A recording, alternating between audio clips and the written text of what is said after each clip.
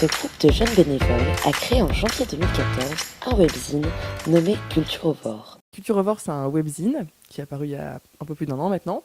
On fait de la review de CD, enfin de sorties en général, vinyle, CD. On couvre des événements de la région, donc soit via interview, soit via sujet écrit, donc des billets classiques, soit via vidéo. Donc on fait des after-movies en fait de pas mal de festivals. Et on parle aussi beaucoup d'artistes régionaux. C'est pour ça qu'on l'a créé à la base, parce qu'on voulait mettre un peu en avant la scène régionale sur un webzine. En fait, avant, beaucoup de salles demandaient qu'un groupe, s'il veut venir jouer parce qu'il y avait une question de cachet, et une asso derrière qui gère leur fonds et tout ça. Et donc du coup, moi j'ai créé ça à l'époque pour leur filer des coups de main à des potes, et on a pris un peu d'ampleur, et du coup on a commencé à avoir des grosses dates, on a organisé des tournées. Quand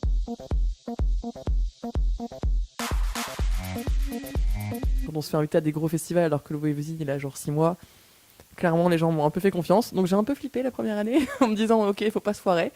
Après c'est un peu au culot entre guillemets, c'est qu'il y a des demandes de presse, on envoie un mail, on explique qui on est, on explique ce qu'on fait, et ils nous disent oui ou non. On a rencontré plein de groupes, des salles qui sont vraiment géniales, des équipes un peu tarées avec qui on s'entend vachement bien. Et ouais, pas mal de bons souvenirs je pense. Voilà, des belles photos à mettre sur Facebook. Mais quels sont les moyens de communication chez Culturovore ? Très présente sur Facebook, c'est-à-dire qu'on a fait le choix, nous, si on n'a pas forcément de contenu suffisant pour écrire un vrai papier, de juste mettre un billet, enfin juste entre guillemets, c'est du boulot quand même, mais de juste mettre un billet sur Facebook pour relater des infos. Après, on est un peu sur Twitter, mais surtout sur les festivals. Nous, on s'en sert plus comme relais en direct, c'est-à-dire que quand on a un truc, quand on va à un concert, quand on va sur un festival, on relate les infos. Quand il y a vraiment un truc sur le moment où on n'a pas forcément de faits plus avérés, entre guillemets, on met là-dessus. Et après, sur YouTube, forcément, on a la web TV, enfin Culturovore TV. Et votre mascotte alors, pourquoi un pandarou ? La mascotte est un pandarou qui s'appelle Jean-Françoise. Alors, elle s'appelle Jean-Françoise parce que c'est nos parrains qui l'ont appelée comme ça. En fait, la première interview qu'on a faite, c'était McFly et Carlito.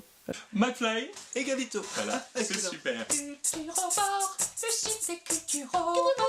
Et on cherchait un petit truc qui représentait bien l'île et notre ambiance à nous. Et du coup, on a pris le pandarou parce que forcément, c'est un peu la mascotte du zoo de l'île, et on s'est dit qu'on allait garder ça parce qu'on aimait bien. Hi, my name is Josh.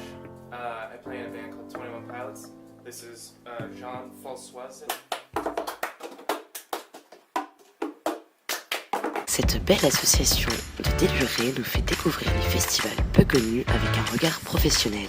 Telle est leur devise. Alors à tous les culturophiles, sautez le pas et abonnez-vous car l'année 2015 risque encore une fois d'être mouvementée pour Culturovore.